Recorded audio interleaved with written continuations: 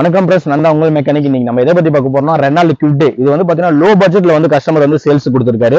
இந்த வண்டியோட மாடல் வந்து பாத்தீங்கன்னா 2016, ரெண்டே ஓனர், சென்னை நம்பர். என்னுடைய கஸ்டமர் ரெகுலர் யூசேஜ் வண்டி. இது கிட்டத்தட்ட ஒரு 7 வருஷமா நான் தான் இந்த வண்டி வந்து ஃபாலோ பண்ணிட்டு இருக்கேன். வண்டி வந்து பக்கா ஜெனினா இருக்கும்.